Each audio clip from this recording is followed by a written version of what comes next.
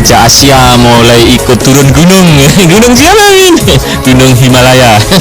Jadi usut punya usut ini dua pesawat kargo Cina ini tiba di Tahiran ya. Tantangan bagi ya Barat tentunya yang sekarang lagi konflik pecah, di mana Cina diwartakan masuk ya dalam konflik yang sekarang meletup di Timur Tengah, friend.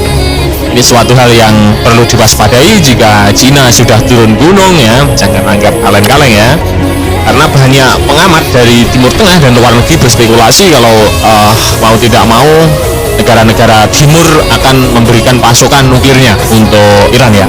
Entah itu dari Korea Utara, entah itu dari Cina ya, ataupun Rusia. Kalau Rusia untuk saat ini kayaknya tidak mungkin, karena kedua negara antara Rusia dan Cina ini.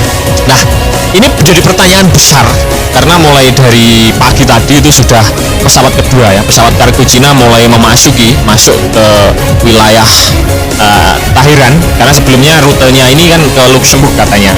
Tapi setelah mendekati perbatasan, mematikan sistemnya untuk mendarat di Iran.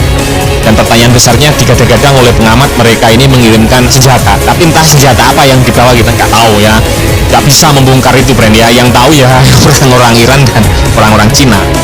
Nah, ini sudah ramai di media sosial. Ini diwartakan Cina telah ikut campur dalam perang ya yang terjadi di Timur Tengah. Bahkan muncul berita bahwa sebuah pesawat kargo Cina telah mendarat di Tahiran.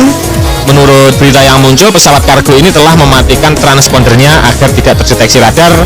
Ada spekulasi bahwa Xi Jinping alias China ini telah memasuk sejumlah besar senjata melalui pesawat kargo ini, Ren. Ada perbincangan bahwa pendaratan pesawat kargo di Tahiran dengan transponder mati merupakan tanda operasi rahasia, mengingat kemitraan strategis dan sejarah kerjasama antara militer China dan Iran. Diyakini bahwa pesawat itu mungkin membawa peralatan militer atau barang terlarang. Dan Tiongkok sendiri ya, Cina sendiri telah berpihak pada Iran dalam konflik yang sedang berlangsung ya. Juru bicara Kementerian Luar Negeri Tiongkok, Lin Jiang, baru-baru juga menyatakan bahwa Beijing memantau dengan seksama serangan terhadap Iran yang menentang tindakan apapun yang melanggar kedaulatan, keamanan, dan integritas teritori Iran.